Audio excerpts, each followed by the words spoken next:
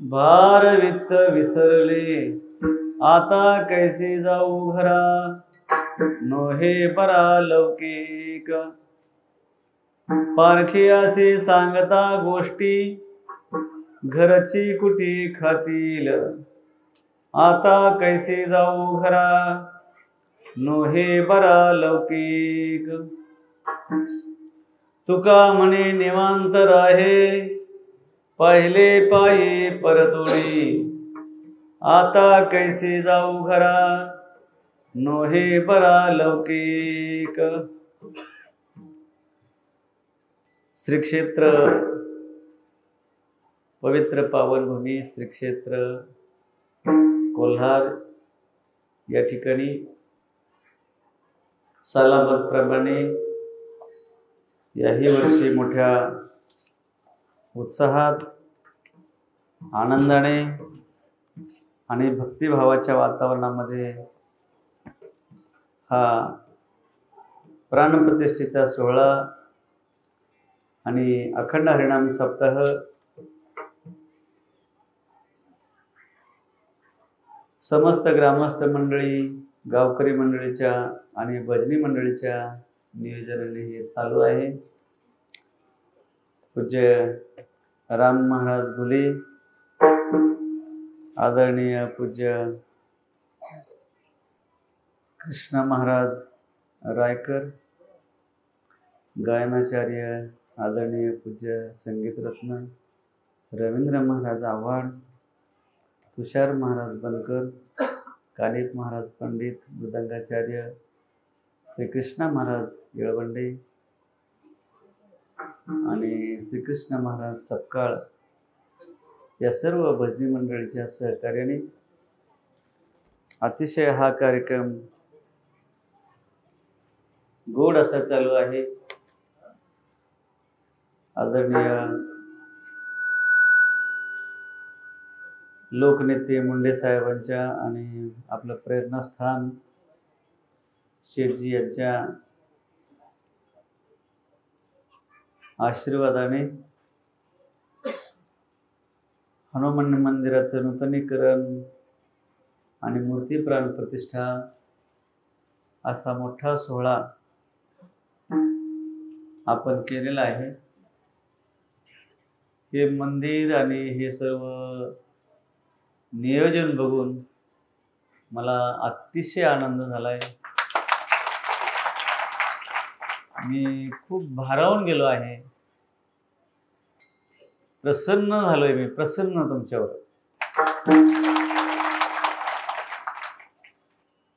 हा सर्व कार्यक्रम बघितल्यानंतर आणि एवढा गोड कार्यक्रम इथं प्रतिस्वर्ग निर्माण झालेला आहे आणि एक संकेत आहे एक की आपला कार्यक्रम पावन झालेला आहे। कार्यक्रम सिद्धेच गेला। किती सुंदर असं भव्य दिव्य मंदिर या ठिकाणी उभारलेलं आहे। देवाला जर मंदिर बांधलं तर आपले घर सुद्धा चांगले होत असते, कारण देवाचं घर तुम्ही एवढं सुंदर केलंय की तिथून माणसाचं पाय निघत नाही, मन निघत नाही, इतकं सुंदर घर मंदिर बनवलंय। आणि आपल्या कोल्हारची मंडळी अतिशय मायाळू आहे, अतिशय प्रेमळ आहे। किती कष्टातून परिश्रमातून हनुमानजीचं मंदिर बांधलंय, विठ्ठल रुक्मिणी पांडुरंगाचं मंदिर बांधलंय, सभा मंडप झालेला आहे। कमी काळामध्ये खूप असा गावचा विकास झालेला आहे।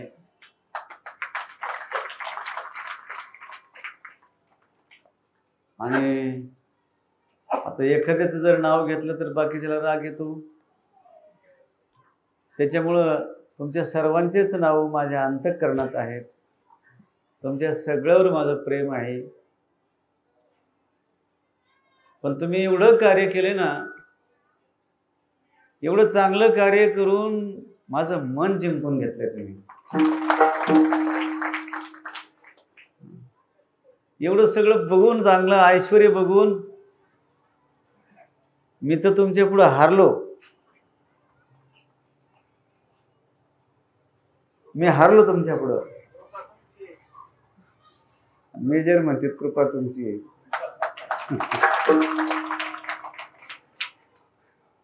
मी हारलो बरं का, खरंच हारलो.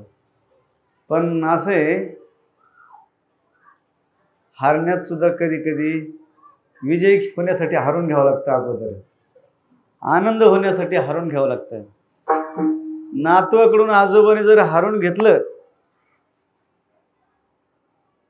तर याचा आनंद नातवापेक्षा आजोबाला जास्त असतो. तसं तुम्ही एवढं चांगलं कार्य केलंय, प्रभू प्रसन्न आहेत. आणि हे सगळं बघून आपलं श्रद्धास्थान गुरुवर्य नारायण महाराजांचा आत्मा एकदम आनंदाने डोलतोय. आणि बाबा प्रसन्न आहेत. किती हे सुंदर कार्य केले. सुंदर असं मंदिर बांधलंय, भव्य दिव्य मंदिर बांधलंय. आणि हे वर्षच फार पवित्र आहे मला असं वाटतं बरं का. कारण या वर्षात गावोगावी मंदिरं झालीत, प्राणप्रतिष्ठा झाल्यात. हिंदू लोक आता हिंदू एकदम जागृत झालेत. आणि हिंदूला समजायला लागलं की आपलं जबाबदारी काय आहे. हिंदूला जबाबदारी, आपली जबाबदारी समजायला लागली, आपलं कर्तव्य समजायला लागले. एक संघ झालेत सर्व. आणि ठिकठिकाणी गावोगावी मंदिरं बांधलेत. अयोध्येमध्ये सुद्धा प्रभू रामचंद्राचं, रामलल्लाचं भव्य दिव्य असं मंदिर त्या ठिकाणी उभारलेलं आहे. आपण सगळ्यांनीच ते मंदिर बांधलंय. पण रामलल्ला असं वाटलं असेल की माझं मंदिर झालंय अयोध्येमध्ये, पण माझ्या भक्ताचं सुद्धा मंदिर व्हायला पाहिजे. मग ते आपल्या भक्ताचं हनुमानजीचं मंदिर कोल्हारमध्ये झाले. ठीक आहे, कोल्हारमध्ये हे मंदिर झाले. तर असं भव्य दिव्य हे मंदिर झालेलं आहे. आज काल्याचं कीर्तन आहे. काल्याचं कीर्तन हा मंत्र असतो. आणि काल्याचं कीर्तन हे कलशाच्या ठिकाणी आहे. मंत्र असतो, कलशाच्या ठिकाणी आहे. सप्ताहाची पूर्णता ही काल्याच्या कीर्तनाने होते. काल्याचं कीर्तन झाल्याशिवाय सप्ताह पूर्ण होत नाही. सप्ताह तो 3 दिवसाचा असो, 5 दिवसाचा असो, 7 दिवसाचा असो, किंवा नवरात्राचा 9 दिवसाचा कार्यक्रम असो, परंतु या सप्ताहाची कार्यक्रमाची पूर्णता ही काल्याच्या कीर्तनाने होत असते. आज कीर्तनासाठी जो आपण अभंग घेतलेला आहे तो गवळणी प्रकरणातील आहे. काल्याच्या कीर्तनाला 3 प्रकारचे अभंग घेतात.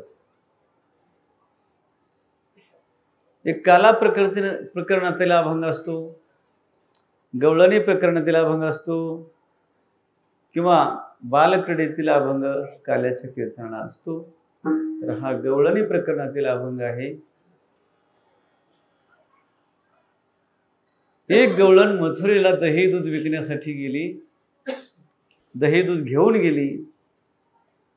पण ती हरीच्या चिंतनामध्ये इतकी रत झालेली होती, रममान झालेली होती, तिला हरीशिवाय, भगवंताशिवाय, भगवंताला सोडून दुसरं काही सुचतही नव्हतं.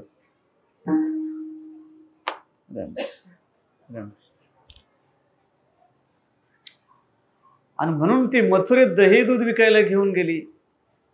पण हरीच्या चिंतनामध्ये तल्लीन असल्यामुळं, रत असल्यामुळं दही घ्या, दूध घ्या म्हणण्याचं ती विसरून गेली. आणि म्हणू लागली की गोविंद घ्या कोणी, दामोदर घ्या गे. तव तव हसती मथुरेच्या गे. गोविंद घ्या, दामोदर घ्या असं ती म्हणायला लागली. तिच्या डोक्यावर दह्या दुधाचे माठ होते. मग त्या मथुरेच्या महिला ते बघून सगळं हसायला लागल्या की ही दही दूध विकायला घेऊन आली, डोक्यावर दह्या दुधाचे माठ आहेत आणि दही घ्या, दूध घ्या असं म्हणण्याच्या ऐवजी गोविंद घ्या, दामोदर घ्या असं म्हणतात. आणि मग हा विरोधाभास झाल्यानंतर मथुरेच्या महिला हसायला लागल्या. तिने दही दूध विकायला आणले आणि खुशालच गोविंद घ्या, दामोदर घ्या असं म्हणते. मग ती गवळण थोडीशी भानावर आली, देहावर आली आणि मग ती गवळण म्हणू लागली, त्या हरीच्या चिंतनामध्ये मी तल्लीन झालेली आहे, हरिमय झाले मी, मला दुसरं काही सुचत नाही, मी सगळं काही विसरून गेले. त्या भगवंताने माझ्या चित्ताचं हरण केलेलं आहे. हे अभंगाच्या पहिल्या चरणात.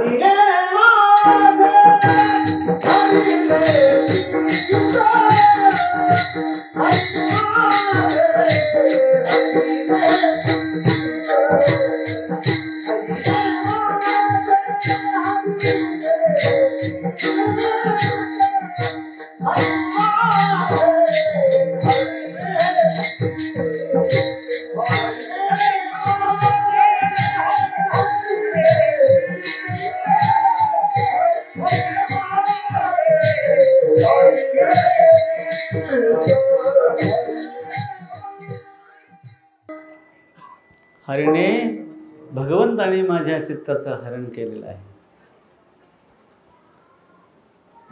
हे बघा, अतिशय क्रोध आणि अतिशय प्रेम जर असेल तर अतिशय क्रोध आल्यानंतर सुद्धा ज्याच्यावर क्रोध आलाय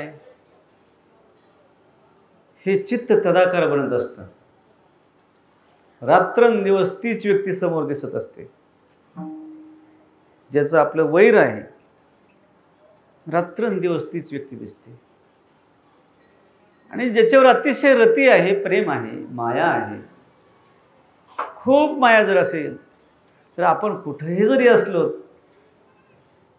तरी तीच व्यक्ती आपल्याला समोर दिसत असते. म्हणून हे चित्त तदाकार होत असतं. अशा अनेक लीला भगवंताने केल्या. गोकुळामध्ये चोऱ्या केल्या, खोड्या केल्या. चोऱ्या कशाच्या केल्या? दही, दूध, लोणी याच्या चोऱ्या केल्या. आता तसं दही, दूध, लोणी काही चोरी करण्याची गरज आहे का देवाला? अहो, देवाच्या घरी 1 कोटी गायी होत्या आणि ज्याच्या बापाच्या घरी 1 कोटी गायी असतील तो दुसरीचे तर दही चोरायला कशाला जाईल? बरं, गेले देव दही चोरायला, पण देवाचा हात त्या दह्याच्या गाळ्याला लागन, देवाचा हात ज्याच्या दह्याला लागन ते दही वाढन का कमी होईल? वाढनच ना उलट. म्हणजे देवाच्या चोरी करणं सुद्धा चांगलं आहे देवाने. देवाच्या चोरीची सुद्धा स्तुती आहे, देवाच्या चोरीचं सुद्धा पुराण आहे. आणि सर्वसामान्य चोरीची निंदा का? तर सर्वसामान्य चोरी केल्यानंतर ज्याची चोरी केली तो दुःखी होतो, पण देवाने ज्याची चोरी केली तो सुखी होतो. देव ज्याच्या घरी चोरायला आले, ज्याच्या दह्याला हात लागला, दही वाढलं, एखाद्याच्या धान्याच्या राशीला हात लागला, त्याची रास वाढते. कधी कधी अशी बी अपेक्षा असते की मोठ्या माणसाला असं वाटतं कधी कधी की अतिशय एखाद्यावर जर प्रेम असेल आणि ती व्यक्ती जर कधीच काही मागत नसेल तर असं वाटतं की यांनी आपल्याला काहीतरी मागावा, अशी त्यांची अपेक्षा असते. या गोकुळामध्ये एका ठिकाणी एका गवळणीच्या घरी देव जात नव्हते चोरी करायला. आणि मग ती गवळण, तिला असं वाटायचं की माझ्या घरी कृष्णाने चोरी करायला यावं, माझ्या घरी कृष्णाने चोरी करायला यावं. देव काही चोरी करायला जात नसायचे. या ठिकाणी आता हरिभक्तीपरायण पूज्य सुदर्शन महाराज शास्त्री यांचंही पवित्र असं आगमन झालेलं आहे.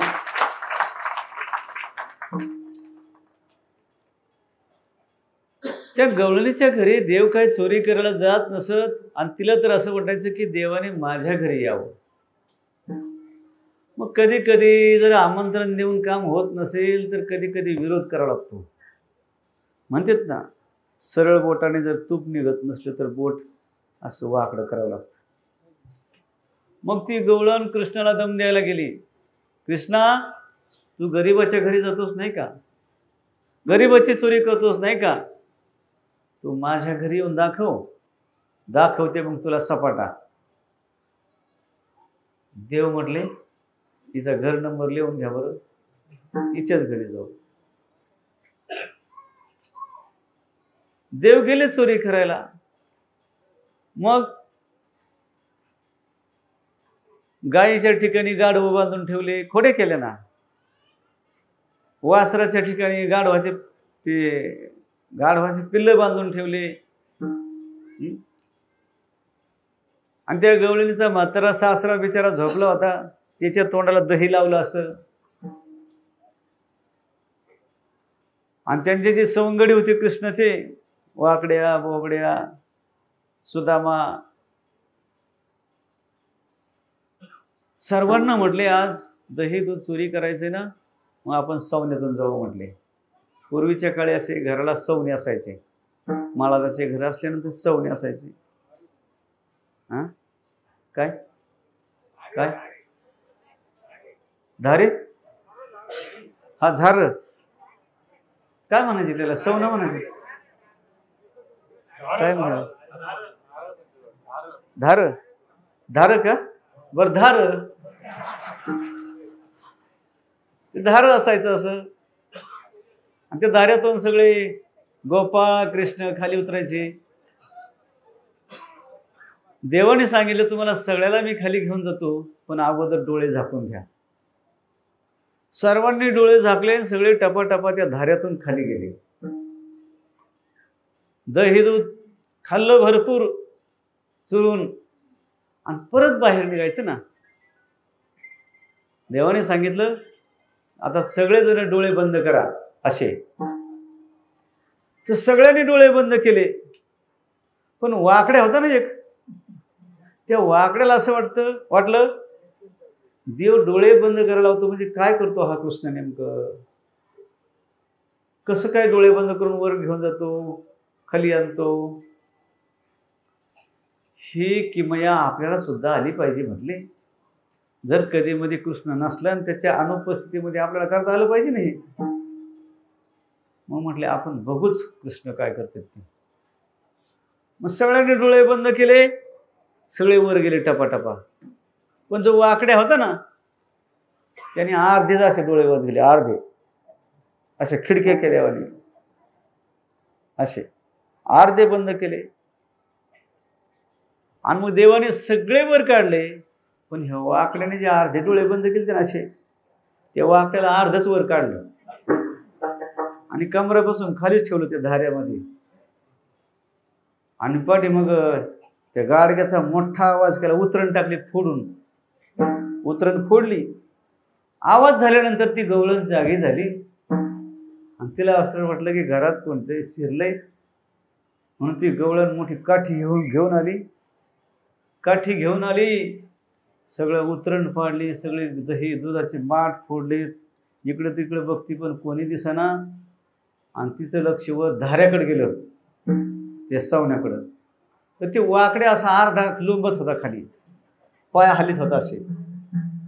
ती म्हणजे चोर सापडला आणि चांगला त्या काठीने सप केला. नुसत्या पिंढऱ्या हाणल्या, खूप पिंढऱ्या हाणल्या, हिऱ्या पिवळ्या केल्या, आणि त्याला काही वर निघता येईना. मग तू म्हटलं देवा कृष्णा मला वर काढा लवकर. कृष्ण म्हटले तू अर्धे डोळे झाकले होते म्हणून तो अर्धा आता खाली गुतला, मला बी काढता येत नाही वर. तो वाकड्या म्हटला देवा काही करा पण मला वाचवा म्हटला. आणि मग देवाने वर काढलं त्याला आणि म्हटले असं जरा सोयीने राहत जा ना, मग संशय घ्यायचा नाही.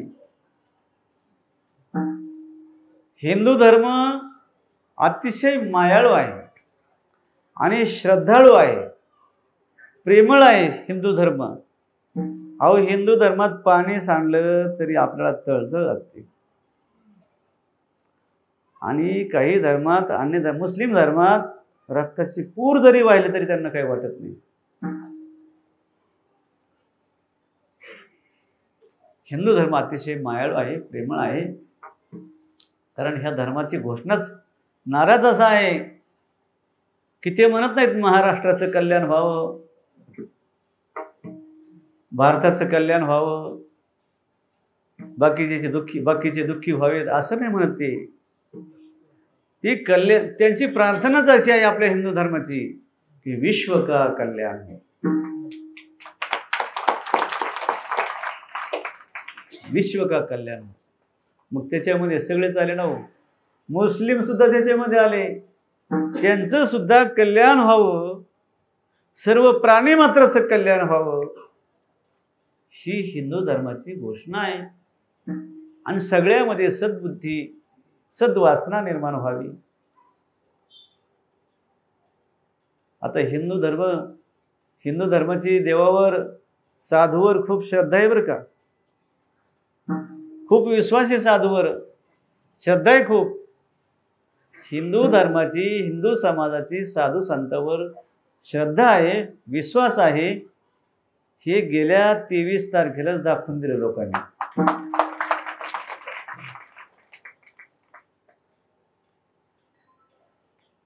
कधी काहीला वाटतं बाबाने कीर्तन प्रवचन करायचं, हे कशाला बाबा? नाही, हे हिंदू धर्माचं कार्य हिंदू साधूने नाही सांगायचं तर मग कसं व्हायचं याचं? म्हणून आमची जबाबदारी आहे, कर्तव्य आहे की हिंदूचं कर्तव्य काय आहे हे त्यांना सांगणं, ही आमची जबाबदारी आहे. म्हणून आपली जबाबदारी, आपण जबाबदारी पार पाडली पाहिजे. अहो, नाथ महाराज किती शांत होते, शांतीब्रह्म होते. त्यांच्या अंगावर एक जण थुकला, 100 वेळेस थुकला, 108 वेळेस थुकला, काही बोलले नाही. एका पठ्ठ्याने तर त्यांच्या बायकोच्या पाठीवर उडी हाणून पाठीवर बसला, तरी महाराजांना राग आला नाही. किती शांत होते. अहो, कोणाला काही म्हटलं तर काही वाटणार नाही माणसाला, पण बायकोला जर कोणी काही म्हटलं तर किती राग येतो. आणि एक जणाने तर अशी उडी मारली, नाथ महाराजांच्या पत्नीच्या पाठीवर बसला, गिरजा काकूच्या. नाथ महाराज उलट गिरजा काकूला म्हणतात, ते वरचे देवबाप्पा, पाठीवरचे देवबाप्पा चांगलं सांभाळ, पडतील खाली. आणि मग ती गिरजाबाई ती म्हटल्या, हो मी काय बायको याची त्याची का आय रे काय त्याची, मी नाथ महाराजांची बायको आहे ना, मी कशी पडून देईन? हरिपंडिताला पाठीवर घेऊन काम करण्याची मला सवय आहे, मी नाही पडू देणार. इतके शांत नाथ महाराज. पण ते नाथ महाराज सुद्धा गुरुचं काम करण्यासाठी, धर्माचं कार्य करण्यासाठी, देवगिरी किल्ल्याचं रक्षण करण्यासाठी त्यांनी अंगात चिलखत घातलं आणि हातामध्ये शस्त्र धारण केलं आणि सर्व शत्रूंचा त्यांनी पराजय केला. जगद्गुरु तुकोबारायांनी धर्माचं रक्षण केलं. जो राजा धर्माचं कार्य करतो त्या राजाचं रक्षण केलं. महाराजांच्या कीर्तनाला छत्रपती शिवराय येऊन बसायचे आणि यवनांचं आक्रमण झालं, हल्ला झाला. त्यांना समजलं की तुकाराम महाराजांच्या कीर्तनात शिवाजी महाराज बसलेत, तिथे त्यांना आपण पकडू आणि त्यांचा खात्मा करून टाकू. चहू बाजूने ते स्वारी करण्यासाठी आले. पण महाराजांनी, जगद्गुरु तुकोबारायांनी छत्रपती शिवरायांचं रक्षण केलं. त्यावेळेस जेवढे ऐकायला कीर्तन ऐकायला समाज आला होता ना, जेवढे माणसं होते ते सगळेच माणसं छत्रपती शिवराय करून टाकले. आता शिवबा कोणते आहेत हेच ओळखू येईना. म्हणजे शिवरायांचं रक्षण केलं महाराजांनी. जगद्गुरु तुकोबराय हे गुरु आहेत, शिवराय हे शिष्य आहेत. आणि म्हणून साधू संतांनी हे कार्य केलेलं आहे. ते कार्य, हिंदू धर्माचं कार्य आपण पुढं चालवायचे, पुढं न्यायचे. आपल्या गावामध्ये हे भव्य दिव्य असं मंदिर झालेलं आहे. हनुमानजी खुश प्रसन्न झालेत आपल्यावर. किती सुंदर मंदिर. हे दगड लावलेत, बाहेरून दुसऱ्या राज्यातले हे दगड आणले तर इथे लावायला. अहो, तुमचं सगळ्याचं कोट कोट कल्याण व्हावं असा माझा आशीर्वाद आहे तुम्हाला.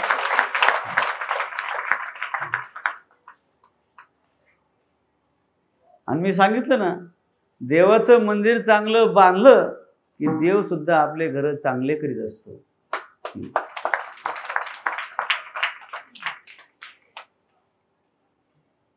सगळ्याचे मनोबल वाढणार, तंदुरुस्त होणार मन, आणि काम करण्यासाठी तुमच्या हातामध्ये बळ येणार, ताकद येणार. तुमचे हात समर्थ होतील, ताकदबाज बनतील. हातामध्ये शक्ती लागते ना. सांगितलं मी, अयोध्येला मंदिर झालं. देवाला असं वाटलं की माझं मंदिर झालंय अयोध्येत, पण माझ्या भक्ताचे मंदिर व्हायला पाहिजे. मग आपल्या कोल्हापूरमध्ये मंदिर झालं, हनुमंदिरचं मंदिर झालं. आम्ही गेलो होतो अयोध्येला, तर तिथं ते मंदिर बांधण्यासाठी सुरुवातीला विश्व हिंदू परिषदेच्या माणसांनी, अनेक संघांनी कामं केले, वर्गणी गोळा केली. आपल्या प्रत्येकाच्या घराघरातून सहकार्य झालेलं आहे मंदिरासाठी. कोणी 100 दिले असतील, कोणी 1000 दिले असतील, कोणी 50 दिले असतील, पण प्रत्येकाचं सहकार्य आहे त्या मंदिरामध्ये. अयोध्येच्या गडावर आले, मंदिर वर्गणी मागायला गडावर आले, तारकेश्वर गडावर. मला म्हटले, महाराज काही वर्गणी द्या. आता मला काहीच समजेना. मी म्हटलं, किती देऊ वर्गणी नाना? ते म्हटले, तुमची मर्जी असेल तेवढं द्या. आणि मग तर जास्तच गोंधळ झाला. मर्जी असेल तेवढे द्या म्हटल्यावर मग तर काहीच समजेना. मग त्यांना म्हटलं, तुम्हाला मी 15 दिवसांनी वर्गणी देईन, तुम्ही जा म्हटलं. आता म्हणजे असं नाही म्हटलं बरं का 15 दिवसांनी परत या म्हणून. कारण वर्गणी करणाऱ्याला परत परत आपल्याकडे बोलवायचं नाही, आपण जायचं त्यांच्याकडं. कारण ते आपलं त्याचं काम नाही करत घरचं, ते आपलं सगळ्याचं काम असतं. मग आपल्या गडावर त्या पलीकडच्या इमारतीचं काम चालू होतं. 3 मजली इमारत बांधली, त्याचं काम चालू होतं. आणि त्या ठेकेदाराला मग म्हटलं की मला तुमच्या साईटवर कामाला लावा,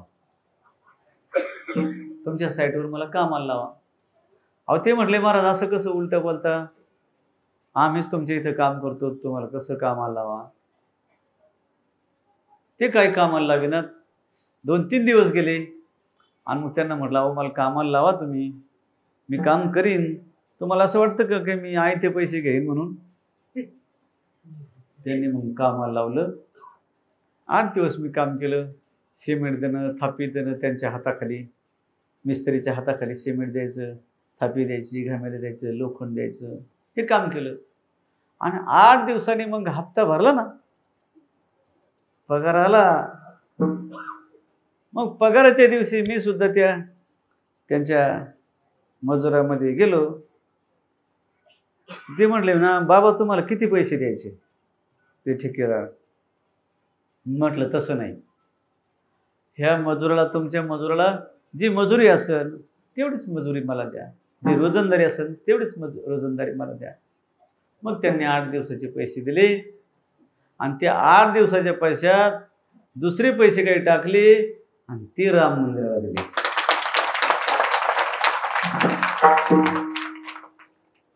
आणि मग ते राम मंदिर बघताना मला अतिशय आनंद झाला. 500 वर्षाचा जो संघर्ष होता राम मंदिराचा, त्याचा अंत झालेला आहे, त्याचा शेवट झाला.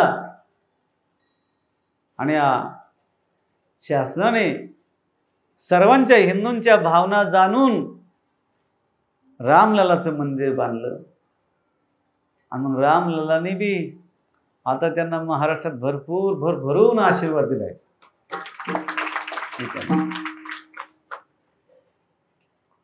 कोणी माणूस असू द्या, तो देवाचं काम करणारा, धर्माचं काम करणारा असला की तो आपलाच आहे. मग तो खाटीक जरी असला तरी चालेल, पण त्याने जर धर्माचं, देवाचं काम केलं तर तिथं आपण आहे. आणि म्हणून आता सर्व हिंदू संघटित झालेत आणि विशेष करून ह्या तरुण मंडळीने खूप मनावर घेतलंय. कारण तरुण मंडळी बघते ना, ऐकते, टीव्हीवर बघते, मोबाईलवर बघते, काय चाललंय जगामध्ये हे त्याचं त्यांना ज्ञान आहे. आणि म्हणून तरुण मंडळी एकसंध झालेत, एकजूट झालेत आणि धर्माचं कार्य करू लागलेत. ही धर्माची धुरा या तरुणांच्या खांद्यावर आहे. या तरुणांचे खांदे मजबूत व्हावात आणि भगवान परमात्मा त्यांच्याकडून असं चांगलं कार्य करून घ्यावं, ही परमेश्वरचरणी माझी प्रार्थना आहे. भगवान श्रीकृष्णाने अनेक खोड्या केल्या, चोऱ्या केल्या. खोड्याला वैतागून एक गवळण म्हटली, ह्या गोकुळात राहणं नको आपण. गवळी बी त्रस्त झाला, गवळण बी वैतागली, ह्या गोकुळात राहणं नको म्हटले आणि ते गोकुळ सोडून निघाले. त्या गवळ्याने सगळा प्रपंच आपला गाडीत भरला, गवळणीला घेतलं आणि निघाले गोकुळ सोडून. बऱ्याच अंतरावर गेल्यानंतर त्या गवळणीला तहान लागली. मग ती गवळण म्हटली, आपल्या नवऱ्याला म्हटली, अहो मला तहान लागली, जवळच एक विहीर आहे, तिथून तांब्या भरला ना म्हटली. मग त्या गवळ्याने लगेच तांब्या घेतला आणि पाण्याला गेला. म्हणजे बायकोने नवऱ्याला काम सांगण्याची पद्धत ही जुनीच आहे बरं का, ही काही नवीन नाही, हे पहिल्यापासून आले ना. अहो सीतादेवीने सुद्धा रामाला सांगितलं की त्या हरणाच्या कातड्याची चोळी मला शिवायची. ते कातडं आणा काढून. प्रभू रामचंद्र सीतादेवीचं काम ऐकण्यासाठी धावत धावत गेले ते हरणाच्या पाठीमागं. अशा अनेक गोष्टी घडल्या. तो गवळी पाणी आणायला गेल्यानंतर देवाने विचार केला आणि त्या देवाने लगेच त्या गवळ्याचं रूप धारण केलं, डुप्लिकेट. लगेच ते गवळी झाले देव. हातात पाण्याचा तांब्या, गाडीजवळ गेले आणि गवळीला म्हटले, हे घे पाणी, पाणी घे, पण आपल्याला इथून लवकर निघून गेलं पाहिजे. का बरं? कारण कोणीतरी एक गवळी माणूस आहे आणि तो माझ्यासारखाच दिसतो हुबेहूब आणि तो माझ्या मागं लागलाय म्हटले, म्हणून आपल्याला लवकर इथून निघून गेलं पाहिजे. बसले गाडीत, गाडी चालवायला लागली. विहिरीतून खरा गवळी पाणी घेऊन वर आला पाठथरावर, बघतोय तर गाडी चालू आहे आणि गाडीत कोणीतरी दुसराच बाबाई बनली बसलेला आणि आपली बायको बी चालली. तो विहिरीतूनच हाक मारायला लागला, म्हणला, अरे ही माझी पत्नी, माझी पत्नी आहे, थांबा थांबा थांबा. कसा तरी धावत धावत गेला, गाडीच्या घोडक्याला धरला असं आणि ते बायकोला म्हटलं, अरे आपल्या लग्नाला 20 वर्ष झालीत, 20 वर्षापासून आपण एकत्र येत, तू मला ओळखीत नाहीस का? त्या माणसाला म्हणायचं, ही माझी बायको आहे. मग हे डुप्लिकेट काय म्हणायला लागला, बघ मी तुला काय सांगितलं होतं, कोणीतरी एक माणूस आहे, तो माझ्यासारखा दिसतोय, तो हाच आहे म्हटले. जो खरा गवळी होता त्याने तर असा डोक्याला हात लावला, कपाळाला, म्हणला, खऱ्याची दुनियाच नाही. दोघेही म्हणायची माझी बायको आहे, माझी बायको आहे. मग म्हटले आता याचा न्याय निवडा करावा लागेल. गोकुळात, पुन्हा गोकुळात आले. नंदबाबाकडे गेले आणि नंदबाबाला म्हटले की ही माझी बायको आहे. ते म्हणायचे माझी बायको आहे, हे म्हणायचे माझी बायको आहे. आता नंदबाबा राजा होते. ते म्हणले ठीक आहे, ज्याची आसन त्याला देतो मी, पण तुम्ही दोघं बी असं करा, लाईनीत उभं राहा म्हटलंय का. असं लाईनीत उभं केलं त्यांना, लाईनीत उभं केलं आणि समोर उंच भिंत दाखवली, 25 फूट उंचीची उंच भिंत दाखवली आणि म्हटले या भिंतीवरून जो उडी मारेन पलीकडं, या भिंतीवरून जो पलीकडं उडी मारीन त्याची ही बायको. आता ही एवढी उंच भिंत बघून खऱ्या गवळ्याचे तर हातपाय गळाले.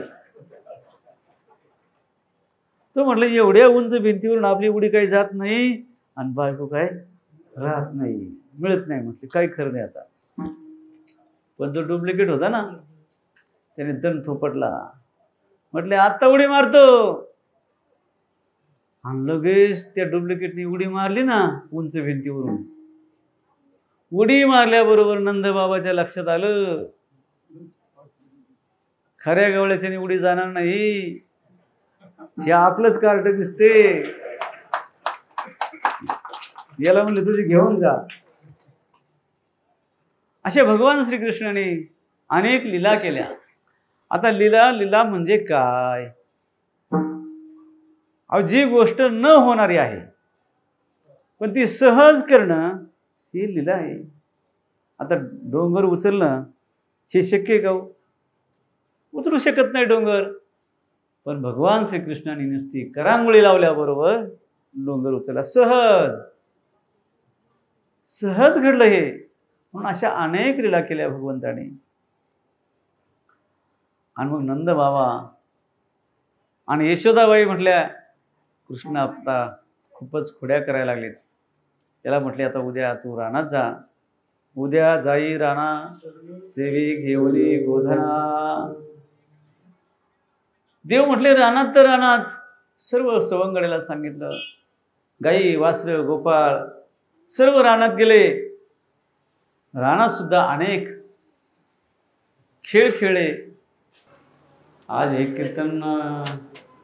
कीर्तन म्हणजे माझं नाही बरं का. कीर्तन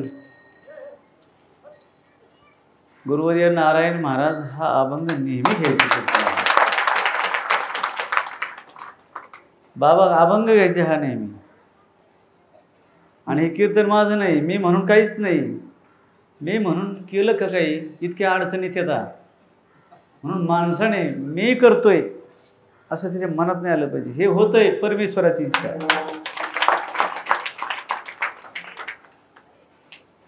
देवच आपल्याला बुद्धी देतो म्हणून आपण करतो. हा भगवंताच्या इच्छेने होतंय सर्व. आणि आजचं कीर्तन बाबा अभंग घ्यायचे. हा आणि आज सुद्धा मी आहे ना नुसतं निमित्ताला उभा आहे तुमच्या समोर. तोंड उघडून आ करून असा उभा आहे. काय बोलायचं असन बोलले असतील ते सगळं बाबाच बोललेत.